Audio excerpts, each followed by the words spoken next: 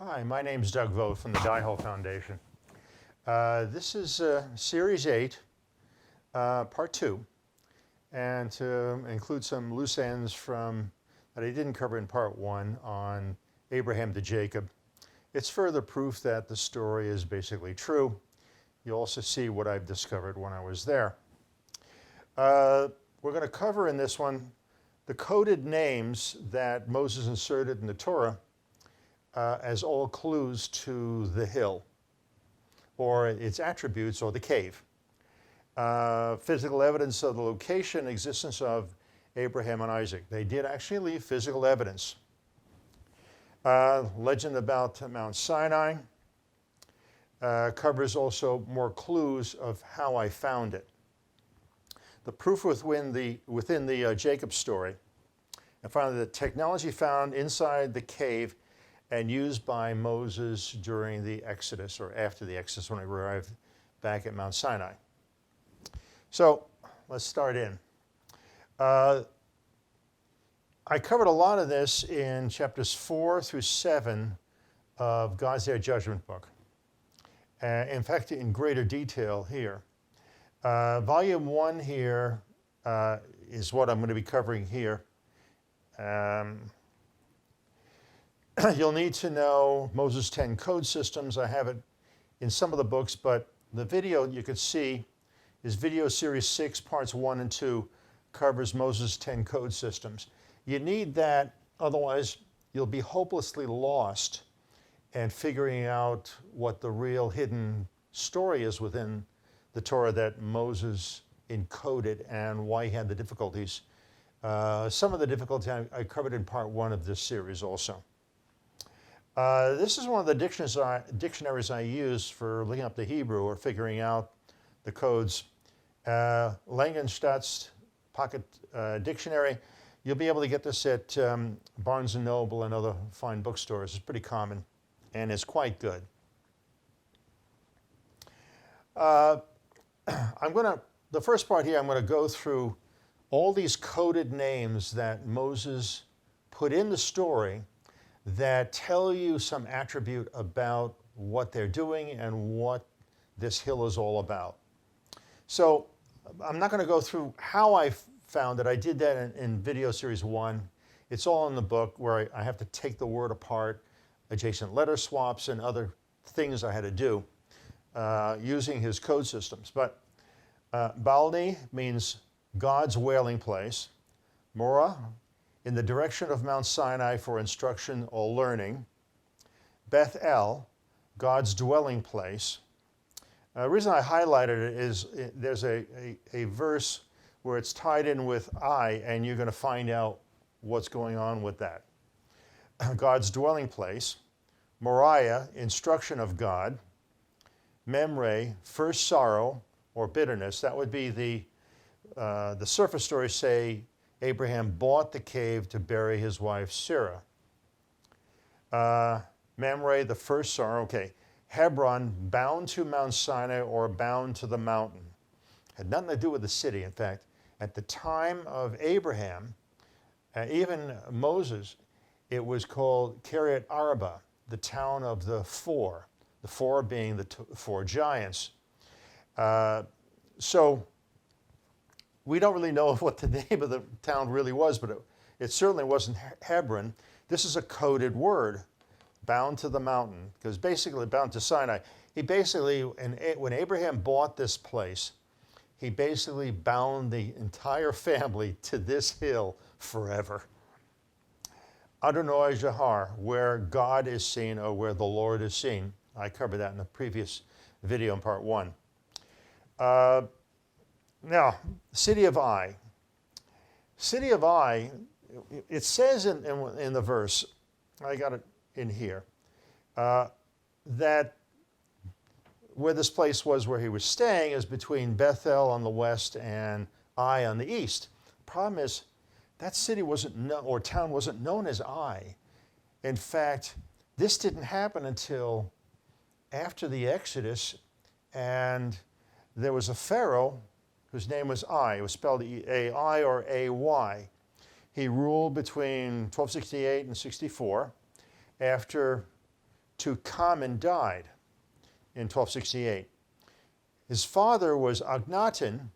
His original name was Amenhotep IV.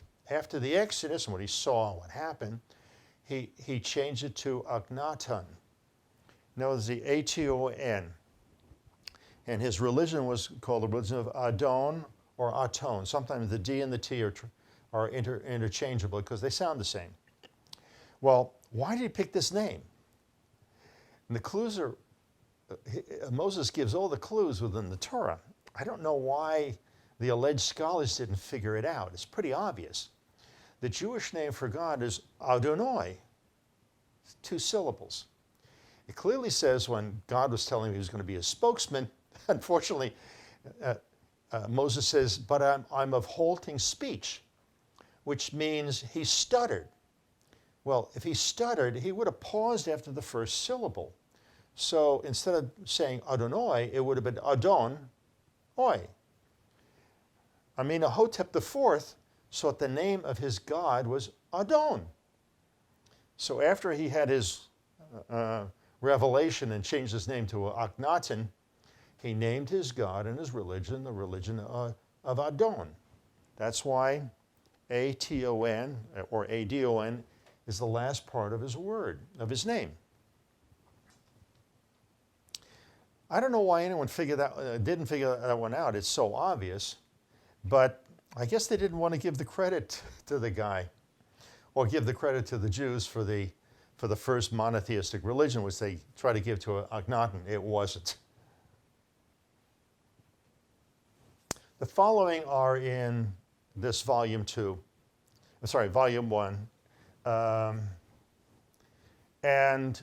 I explained it all there, but I'm not going to do it here because it would take too long, and I think it may be boring for some people. So I'm going to go through the names, and you'll see how Moses has encoded this stuff.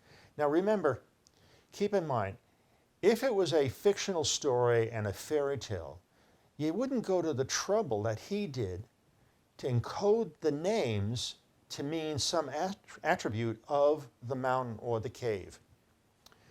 Isaac, God's glazing whiteness or brightness. Elohim, blinding light of God. The reference to light or blinding light is pervasive throughout the whole Torah. It's an allusion to when they see this thing in the cave. A very, very blinding light. Rebecca, resting place, again, supposedly is the burial grounds, the burial cave, but it really wasn't. I mean, they buried in the first cavern, but not in the rest of it. Zohar, cave entrance of the law. Can you get more obvious than that? Keturah, that was Abraham's second wife after the first one died. Cut off also the mountain. He had I believe five kids with her, but they did not get the inheritance of the hill, the cave, and the land around it. He gave them something else, probably money. So incorporated in her name is the fact she was cut off, inheritance-wise. Horeb, in the cave. Pretty obvious, huh? Donkey or ass. This is obscure. You see, why would anybody have an encoded name in the word ass or donkey? It's the same word, by the way. Something in the cave instructed them. Not kidding. And that's why the ass shows up in Balaam's story, where his ass stops because he sees God. And Samson kills a whole bunch of Philistines with the jawbone of an ass. And Moses rides back into Egypt on his ass. Anyway, Jacob's sons, Simon, to dwell by the memorial Mount Sinai. Judah, the splendor of God. Zebulun, dwelling at Mount Sinai. Naphtali, secret hill. Asher, direct the right way. Benjamin, young son, right-hand side, Mount Sinai. If you looked at Mount Sinai from the north and you follow how each one of the tribes were placed around the hill, Benjamin was, in fact, on the right-hand side. There were some other links with some of the other names also. I think I remember almost all of them had something to do with this hill. This was the family homestead. Finally, in Moses' family, Eliezer, or Eliashima, God's wilderness, Mount Sinai. Gershom, that was his oldest son, dwelling there, or dwelling memorial. Aaron, one mountain, Sinai. Now, see all these names, you see how much he went to the trouble of creating the language of Hebrew to make sure this thing came out right. They're all clues to what they did there at the hill, and also clues to where it was, and you ignore some of the other names of, like the city of Iwood, that didn't exist at the time. Anyway, let me continue. More physical evidence. This is the real Mount Sinai. Like his father, Isaac also lived in the area of Mamre, Genesis. I put the references here in brackets, near the town of Gerar. And the Torah tells us more specifically where the wells that Abraham dug were located. Quote, and Isaac departed hence and encamped in the valley of Gerar and dwelt there. And Isaac digged again the wells of water which they had digged in the days of Abraham his father. After the death of Abraham, the Torah tells us that Isaac lived near the well of Lahori. I found a single well at the southern base of Mount Sinai, Moses coding within the story, within the word Lahori Roy. It means God's secret place where he appears. Pretty blatant, huh? But you know what he did? You see what he did. He didn't tell, he was encoding the thing to tell him nobody would find this place. So he encoded it in the proper names that you had to take the words apart and figure out, and his code system, and figure out what he's really saying. There's the well. Now the Bedouins put this thing around it, but there's a well there. They told me, and they use it to this day. There's the well, folks, found in the southern part of the hill, just maybe 100, not even 100 yards away from the base of the hill. There's the well. I got to kind of well, here's the other evidence of Abraham, like I showed in the previous part one. Here's the real western end. This is this area here of the real Abraham's altar. It's not in Jerusalem. Never was. As I said in the previous video, that was Solomon's lie. Anyway, Moses buried it. This is the shape of that dirt mound I showed you in the first video. But this is what the thing looked like originally. And a big square sacrificial altar was put on top of it. These stones here supported the center of it when you threw an animal on top of the sacrifice. But Abraham's altar was inside of it. And that's how he protected it. I'll tell you a funny story. I was reading one of the journals, and there was an Italian archaeologist. He found 7 big piles of rocks along the Israeli Sinai border, further south. And he was claiming, oh, this must be the encampment where Moses and everybody was. It's like they never read the same book I did. And I don't know where they get this crazy ideas. And they really have not put all the pieces together. When I do the videos on volume 3, we actually see the Exodus. You'll see the whole Exodus route. Moses gave excellent clues and descriptions. You'll see the whole thing. All the altars they created, everything. This is a legend. You'll find this in Louis Ginsburg's Legend of the Jews. And it's called The Contest of the Mountains, and it's much, much longer. And I just pulled out the salient points here. Now, this legend was most likely written by Baruch, who was Jeremiah's grandson.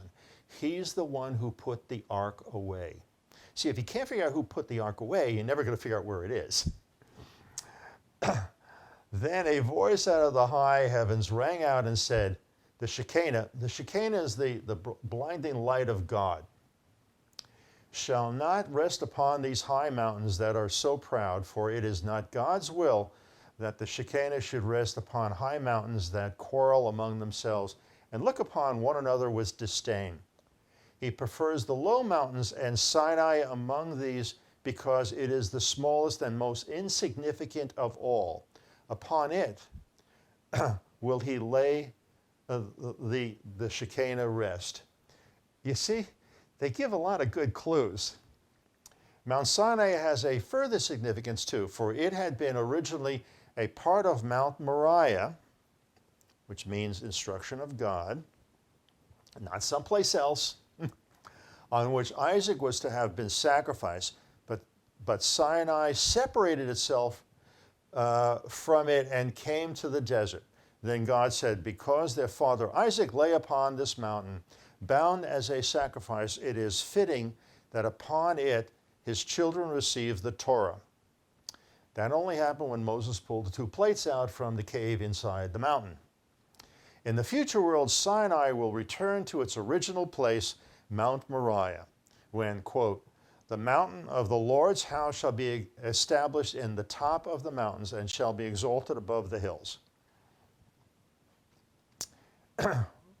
I had these clues and others of what was inside the sacrificial altar, which I'd found the previous expedition in 97. When I went back in 99, I went back, full moon, dug a slit trench on the western side of it, and I showed you what I found.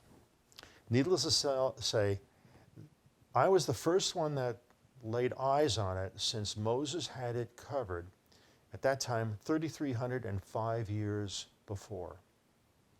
It was a great honor, and I thank God when I was on top of the hill to give me the brains and the financial ability and the guts to go do it, and the curiosity. They go together. Jacob and his family was living in the area. I next looked at Esau's two wives. It's stated in Genesis 26:34 that Esau married two daughters of Hittites. Isaac's wife, Rebekah, links them to Heth by saying, I am weary of my life because of the daughters of Heth. Abraham purchased the cave from Ephron, who was identified as a Hittite, but it also lived with his sons, who were identified as sons of Heth. That means Ephron was Heth. Now, this may have been his first name, and Ephron was his last, or Ephron was his first name, and this was his last name. We don't know. Remember that the king of Gerar was in control of the area. Therefore, we can also assume that Esau also lived in the same area. I can tell you for sure they did. The hill is in the area, and probably Esau just found the village girls attractive and married them. So it was in the same area. But at the time of Joseph, he changed all that, because when Moses comes to the hill 1306 BCE, there was nobody living there. There's a reason why, and you'll find out in volume 2, the next series of videos. Jacob came unto Isaac his father unto Mamre, meaning the first sorrow, where Abraham and Isaac sojourned. Jacob met his brother Esau back at the homestead. That's my quote. Behold, Esau came, and with him 400 men. Abraham bought the cave for 400 shekels of silver. That's why Moses inserted the 400 here. He's telling you it's back to the homestead, because the cave is by Mount Sinai. The technology found inside the cave and used by Moses. I went into it in greater detail in the book in volume 1, and also it's also in God's Day of Judgment. I'm not going to go through it here deliberately. It probably is better when I go to the Exodus thing and explain some of it there. But It's in the book in great detail, probably more detail I really should have. If you're a computer programmer, you'll love it. You'll recognize the command structure immediately. Okay, this is what they pulled out of that cave that we know of. 1, the 2 tablets that later became the Torah and the first alphabet. Thank you very much. 2, the rod Moses received from inside the cave. It was used to communicate with the operating system. Some of us call it God. The atheists and agnostics, they accept the term operating system. And perform the 12 plagues, not 10. In fact, I even stretch it to 14, but no, it was 12. 2 legends say it was a sapphire-colored rod. 3, the components that were placed on the ark to make it work. It included the blue crystalline device that resembled a chair, probably the power supply in the computer, and 4 discs that were used to project an image above the ark when it was inside the tabernacle filled with smoke. In Ezekiel, by the way, Ezekiel is a pen name of Baruch, who was the, as I said earlier, the grandson of Jeremiah. It describes them as the color of beryl stone. And thou shalt take in thy hand this rod, wherewith thou shalt do the signs. The signs were we call the plagues. And Moses took his wife and his son and let them upon an ass. There's the ass show up, and you know what it means now. And he returned to the land of Egypt, and Moses took the rod of God in his hand. Notice it wasn't his. And the Lord said unto Moses, when thou goest back into Egypt, see that thou do before Pharaoh all the wonders which I have put in thy hand. I go into what this thing does and how powerful it is in the book, in God's Day of Judgment book, and also this volume 1. This is the importance of what I've just shown you and proved to you. And I can say it because I'm the first one in history to find the real Abraham's altar and the real Mount Sinai. 3 of the world's great religions take ownership of either Abraham's altar or Abraham's story. You now have found out that much of what they believe and they taught us and our grandparents and our ancestors was not true. What they taught us 2,600 years ago, 1,900 years ago, and 1,400 years ago, a lot of it not true. Our religious leadership should have figured some of this stuff out. Those who did know and did figure out the Piso stuff, the New Testament stuff, they're not talking. You'll understand as I go through these videos how badly man has been lied to and deceived. I don't want people to think that I'm trying to destroy the Jewish religion.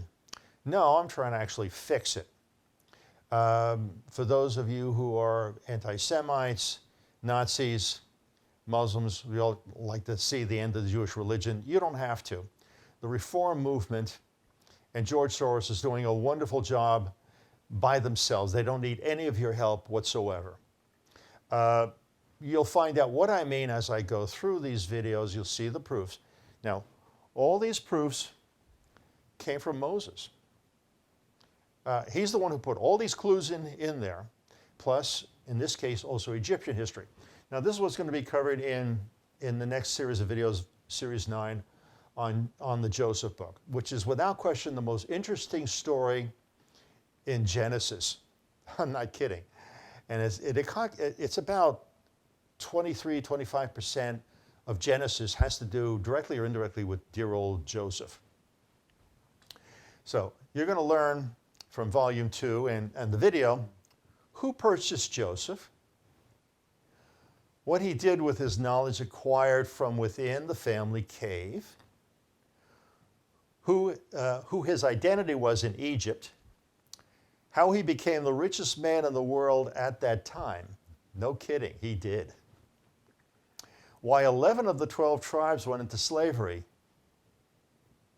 Not his. You have to ask yourself, why did Joseph get two tribes listed after him, Manasseh and Ephraim, and all the others only get one? You ever wonder about that? You're going to find out why. Which Pharaoh enslaved the 11 tribes and why? Where the gold and, oh, by the way, what they say in the Torah, the surface story, not true.